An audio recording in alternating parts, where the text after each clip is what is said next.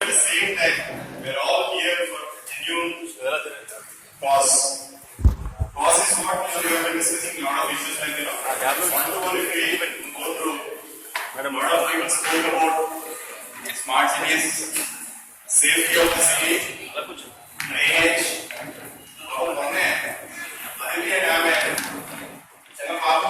దానికి సంబంధించి ఎవాల్వ్ పెంచడం బీచ్ లో వాకులు చేయడం చాలా మంది దేశం కానీ ప్రపంచంలో కూడా బాధపడేస్తాం.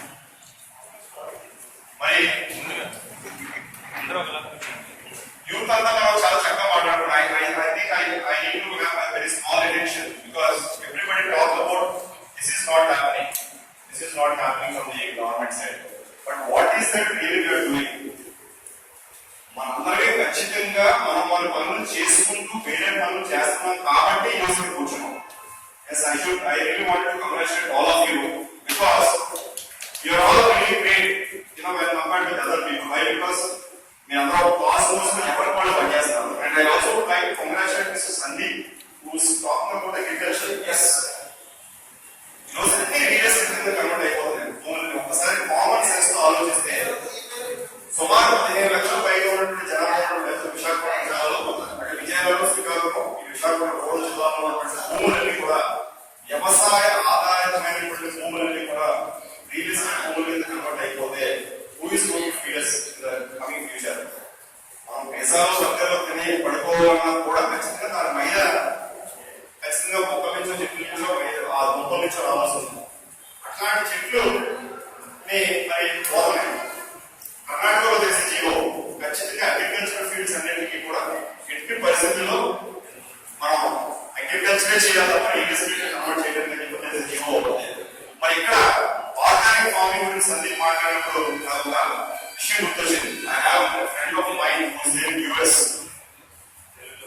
మనం డెవలపింగ్ కంట్రీ అనుకుంటాం, మన తాతయ్య భారతదేశం అభివృద్ధి చెందుతుంది, మన నాన్నగారు మన భారతదేశం అభివృద్ధి చెందుతుంది అనుకుంటాం, మనం అభివృద్ధి చెందుతుంది అనుకుంటాం, తర్వాత మన పిల్లలు కూడా మన భారతదేశం అభివృద్ధి చెందుతుంది అని చెప్పారు. బట్ అమెరికాలో రైతుకి, ముఖ్యంగా అగ్రికల్చర్ కి ఎంత ఇంపార్టెన్స్ అంటే క్లాస్ రూమ్ లో 5th క్లాస్ కానీ 7th క్లాస్ కానీ ఒక 10th క్లాస్ లో విద్యార్థులు క్లాస్ రూమ్ లో కూర్చున్నప్పుడు ఇంట్రడక్షన్ జరుగుతుంది. అంటే ఒక టీచర్ వచ్చి మీ ఫాదర్ ఏం చేస్తారు, ఇంట్రడక్టరీ సెషన్ లో కనుక when somebody says that my father is an engineer, my father is a doctor, my father is a scientist, okay, but when somebody says that my father is a farmer అనగానే మిగతా ఉన్న 49 మంది టీచర్లు చప్పటి కొడతారు.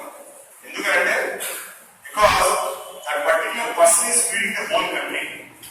That is the image that Americans have got regarding the farmer.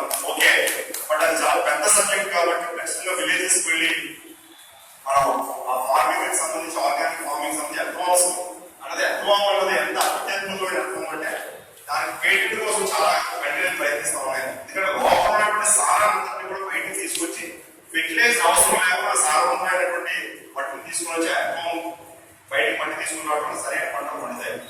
రెండోది సరే agriculture గురించి మనం మాట్లాడుకోవాలంటే just wanted to retreat one issue. అనకాపల్లిలో నేను ఒక చిన్న ఫంక్షన్ పిల్లలకి తోటరాజు చాలా పల్లెటూరు గ్రామం. సుమారుగా 10,000 ఎకరాల కొబ్బరి తోట పూర్తిగా మాడి మసైపోతుందంటే ఒక పిడుగు పడితే చెట్టు ఏమవుతుంది, పూర్తిగా బ్రౌనిష్ అయిపోతుంది. So I asked the villages what happened, అంటే ఏదో దిగులు పట్టిందని అంటే సరే ఎమ్మెల్యేస్ కానీ ఎంపీస్ కానీ ఎవరు పట్టించుకోవాలి. So immediately youth like us we rushed into the issue. ఎంఆర్ఓకి వెళ్ళి రిప్రజెంట్ చేసాం, కలెక్టర్ గారి దగ్గరికి వెళ్ళి మాట్లాడడం. ఇమీడియట్ గా హార్టికల్చర్ డిపార్ట్మెంట్ కి ఫోన్ చేసి ఇమీడియట్ గా ఇష్యూ ఏంటో చూడండి అనగానే agriculture university, horticulture university, Tadepalli university నుంచి అక్కడ నుంచి ఇమీడియట్ గా 10 members ఎక్స్పర్ట్స్ వచ్చి 2 days అక్కడ మొత్తం స్టడీ చేస్తారు వాట్ ఈస్ హ్యాపెనింగ్. దానికి దిగులు పట్టింది, నల్ల ముఖ్య దిగులు. ఆ దిగులు మొట్టమొదటిసారిగా కర్ణాటకలో వచ్చిన తర్వాత ఆంధ్రప్రదేశ్ లో అనకాపల్లి చుట్టుపక్కల ప్రాంతంలో వచ్చింది. Okay, so yes mentioning city issues but wanted to tell you the success of it and after this. ఆ దిగులు పట్టిన తర్వాత ఇమీడియట్ గా దానికి ఒక పురుగుని డిసైజ్, ఆ పురుగు ఆ దిగులు తినేది జరిగింది. 1 రోజుల పాటు ఆ పురుగుని తినడం మొదలైన తర్వాత ఇమీడియట్ గా అంతా క్లోజ్ అయిపోయింది. That was issue.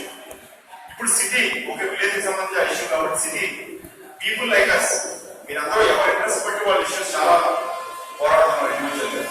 మనం ఏమంటాం వైజాగ్ ప్లాట్ఫామ్ క్రియేట్ చేయాలి. First of all let us create a WhatsApp group, Facebook create చేయండి.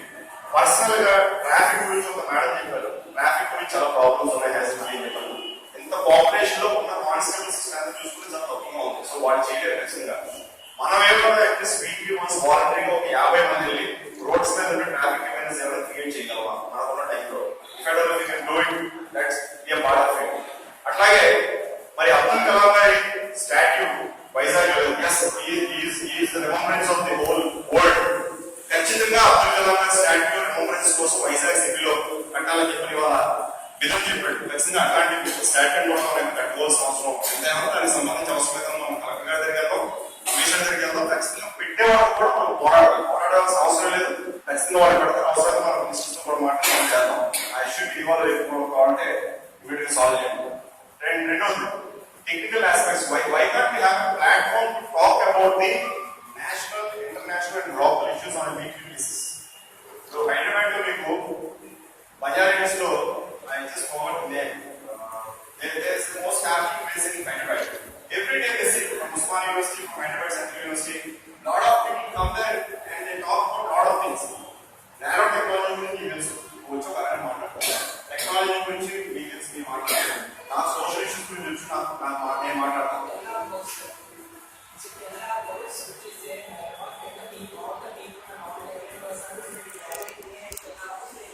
And one more place is also there. I just not able to find.